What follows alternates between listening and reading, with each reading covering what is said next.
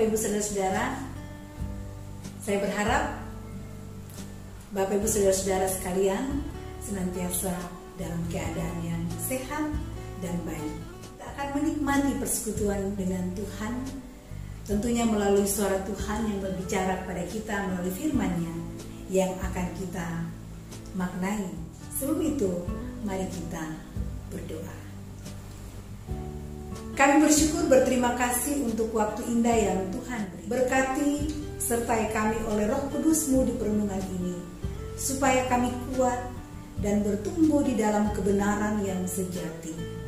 Demi Yesus Kristus Tuhan kami berdoa. Mari kita membuka Alkitab kita dari kitab 1 Petrus pasal yang pertama, ayat 13 sampai ayat yang ke-16. Sebab itu, siapkanlah akal budimu, waspadalah dan letakkanlah pengharapanmu seluruhnya atas kasih karunia yang dianugerahkan kepadamu pada waktu penyataan Yesus Kristus. Hiduplah sebagai anak-anak yang taat dan jangan turuti hawa nafsu yang menguasai kamu pada waktu kebodohanmu. Tetapi hendaklah kamu menjadi kudus di dalam seluruh hidupmu, sama seperti Dia yang kudus yang telah memanggil kamu. Sebab ada tertulis, kuduslah kamu, sebab aku kudus. Menjaga kekudusan. Setiap orang Kristen percaya bahwa dirinya adalah orang-orang pilihan dan terpanggil untuk menyatakan Injil Kristus di tengah-tengah dunia yang telah rusak karena dosa ini. Karena itu, surat 1 Petrus pasal 1 ayat 13 sampai 16 ini mengingatkan kita bahwa Allah memanggil orang Kristen untuk hidup benar dan kudus. Seperti Kristus, orang Kristen pun harus hidup menuruti kehendak Allah. Mereka tidak boleh lagi berbuat seperti ketika mereka belum menjadi Kristen. Orang Kristen harus berusaha berbuat seperti Kristus yang kita sembah sebagai Tuhan dan Juru Selamat.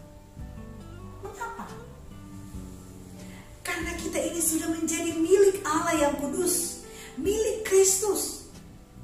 Ingat, saudara, orang Kristen itu, apa yang dia buat, apa yang dia pikirkan, itu selalu dikaitkan dengan hidup kekal di masa akan datang. Itu selalu kita kaitkan dengan karya keselamatan yang sudah Kristus anugerahkan bagi hidup kita. Dan akan menjadi sempurna ketika Kristus datang kedua kalinya untuk menghakimi orang yang hidup dan yang mati. Bagaimana kita mewujudkan panggilan Kristus itu untuk hidup benar dan kudus? Apa yang perlu kita siapkan? Lihat ayat 13. Pertama Petrus berkata, persiapkanlah akal budimu. Apa artinya ini? Saudara, akal budi di sini bukan hanya bicara soal pikiran, melainkan juga perasaan. Jadi dengan demikian Petrus mengingatkan untuk dalam kondisi kita seperti sekarang ini, kita harus mempersiapkan pikiran tetapi juga perasaan kita untuk bekerja. Saudara, pikiran kita selalu mempengaruhi perasaan kita. Karena itu kalau pikiranmu selalu ketakutan, cemas, khawatir, maka perasaanmu akan selalu tidak nyaman. Jadi, walaupun kamu sebenarnya sehat, tapi kalau pikiranmu selalu engkau isi dengan saya sakit, maka perasaanmu akan membawa engkau seperti orang yang betul-betul sakit, padahal engkau tidak sakit. Karena itu, isi pikiranmu dengan pikiran bukan hanya sekedar positif, tapi juga pikiran yang benar. Karena banyak pikiran positif, tapi belum tentu benar. Tapi pikiran benar melampaui pikiran positif. Misalnya, saya isi pikiranku dengan mengatakan, pasti tidak akan terpapar COVID-19 karena saya beriman. Karena itu walaupun saya kumpul-kumpul, pasti Tuhan lindungi. Itu pikiran positif, tapi tidak benar. Yang benar, kita imani Tuhan pasti lindungi kita dari COVID-19. Karena itu kita harus berusaha untuk mengikuti anjuran pemerintah. Kita siapkan diri kita menyambut setiap ada lagi instruksi-instruksi agar mata rantai penyebaran COVID-19 ini berhenti. Dan kita sambut itu dengan penuh syukur dan sukacita. Bahwa setelah ini semua kita akan perlahan-lahan melihat kemenangan atas COVID-19 ini mulai nampak dan nyata. Hingga pada akhirnya kita terbebas dari wabah COVID-19 ini. Amin Bapak Ibu Saudara. Hal yang kedua, Petrus ingatkan untuk waspadalah. Kalimat ini menunjuk pada maksud agar setiap orang Kristen itu selalu bersikap sadar dan waspada. Waktu berbicara dan bertingkah laku, jangan seperti orang mabuk. Atau dengan kata lain, kita diajak untuk menahan diri, diajak untuk menguasai diri. Jangan membiarkan diri berjalan-jalan kian kemari tanpa arah yang benar. Dalam kondisi seperti ini, banyak sekali orang sepertinya lalu tampil ya menjadi ahli COVID-19. Kita asal ngomong, kita asal bicara, jika kita tidak mau tunduk belajar mendengar apa kata ahli. Bahkan kita terlalu mudah atau cepat men-share tulisan-tulisan tentang COVID-19 yang belum tentu pasti kebenarannya. Bahkan banyak orang yang berbara hatinya untuk tidak menuruti anjuran pemerintah. Di tengah situasi seperti ini yang perlu kita lakukan, terus mendukung dalam doa, mendengar dan melakukan anjuran pemerintah dan melakukan apa yang bisa kita lakukan untuk kemanusiaan. Selain itu, di tengah kesulitan dalam usaha, dalam hidup rumah tangga, bahkan dalam perjuangan pendidikan kita sebagai anak-anak muda, berhati-hatilah. Jangan sampai bicara kita, sikap kita dinilai oleh orang lain seperti orang yang sedang mabuk. Ini tentu merendahkan kualitas diri kita. Jangan sikap kita, cara bicara kita dinilai Tuhan seperti orang yang tidak mengenal siapa Tuhan yang kita sembah. Karena itu, waspadailah perkataanmu dan sikapmu. Termasuk waspadailah jari-jarimu untuk tidak terlalu cepat men-share sesuatu yang tidak terlalu bermanfaat bagi orang yang akan menerimanya. Hal yang ketiga atau terakhir Bapak Ibu Saudara, Petrus katakan, letakkan pengharapanmu seluruhnya. Nah, perlu dicatat di sini, ketika Petrus menyatakan letakkan pengharapanmu seluruhnya, bukan berarti umat Tuhan yang sedang menderita saat itu tidak berharap kepada Kristus. Bukan. Mereka sejak awal penganiayaan sudah berharap kepada Tuhan, dan Petrus mengajak umat untuk kalaupun penganiayaan itu makin keras dilakukan terhadap dirimu, kasih karunia Allah dianugerahkan kepadamu. Ayat ini lanjutkan dan kata, kasih karunia yang dianugerahkan kepadamu. Jadi artinya kalau engkau sudah berharap, teruslah berharap kepada kasih karunia Allah yang sudah Allah berikan kepadamu. Sekalipun kondisi hidupmu makin pahit, makin berat, makin menggelisahkan, makin menyulitkan, bahkan mungkin sudah tanpa harapan, berharaplah bahwa dalam kondisi seperti itu Allah menyelamatkan, Allah akan berbaik hati.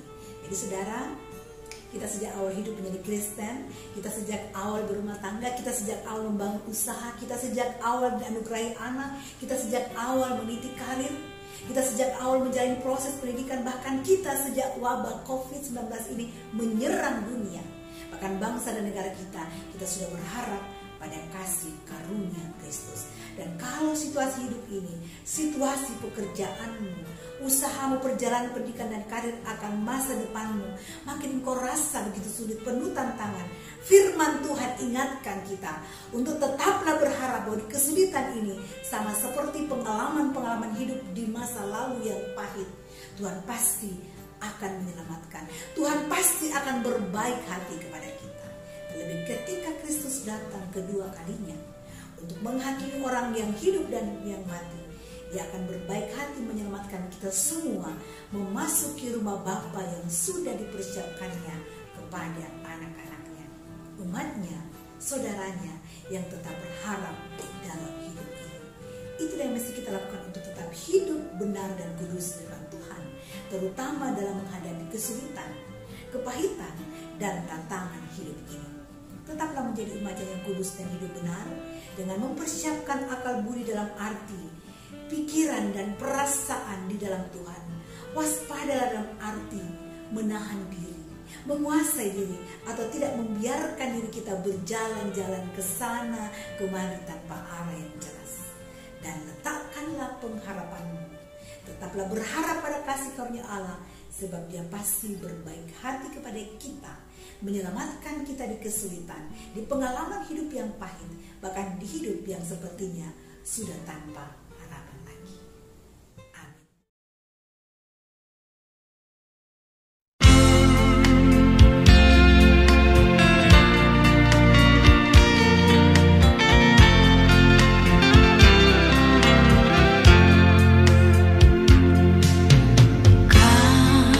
Kasih pasti lemah lembut, kasih pasti memaafkan, kasih pasti murah hati, kasih-Mu, kasih-Mu Tuhan. Kasih pasti lemah lembut, kasih pasti memaafkan, kasih pasti murah hati, kasih-Mu, kasih-Mu Tuhan.